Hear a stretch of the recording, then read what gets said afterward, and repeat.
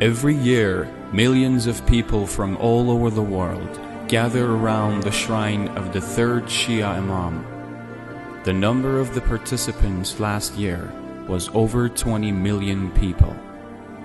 20 million people walking over 100 kilometers in the unbearable coldness of the desert. Children, women, the elderly, and even the disabled ones. There must be a mystery behind this enthusiasm. Who is the one whose shrine is so loved after 1,400 years? What motivates people to do so?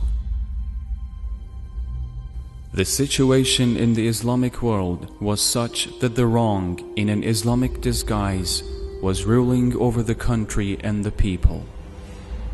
There has always been right and wrong, but you see wars when the wrong wants the right to conform.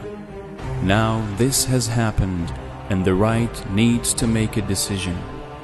Hussein ibn Ali had only two options. The first was to turn a blind eye to the historical deviation like others and to ignore the wrong and conform to the distorted Islam. Second was to reject the wrong at any cost and expose this deviation for the rest of the time. Hussein ibn Ali went for the second option.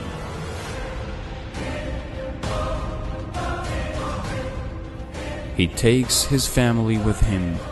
Therefore, a great sacrifice is on the way. The morning of the promised day, the wrong with hundreds of warriors stands in front of the right, with an army of less than 100. He and his followers sacrificed all they had to expose the brutality of the wrong Islam. From the moment that the war began, every second, the wrong Islam was exposed and the right Islam was revealed.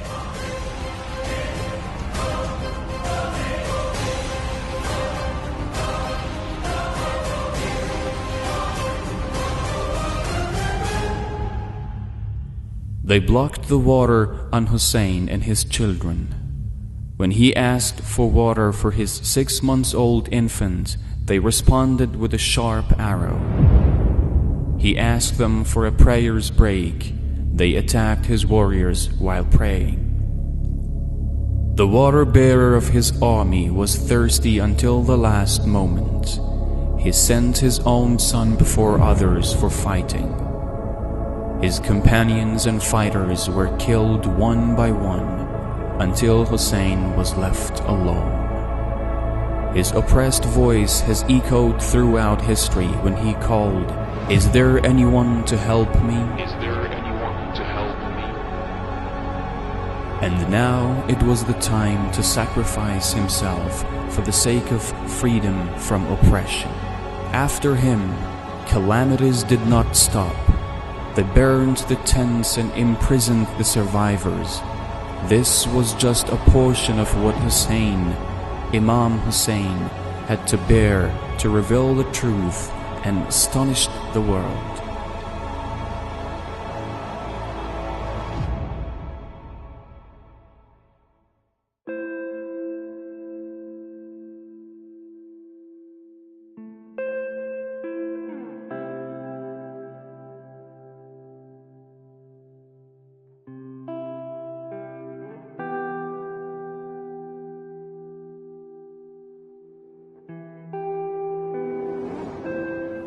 That is why every year a lot of people walk the long distance to Karbala with their children to mourn the 40th day of his martyrdom.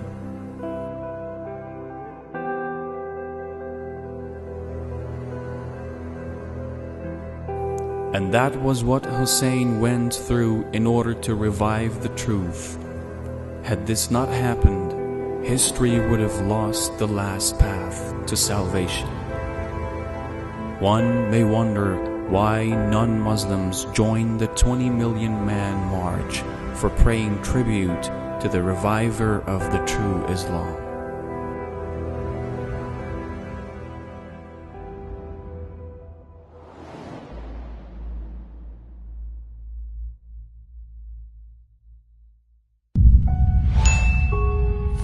you.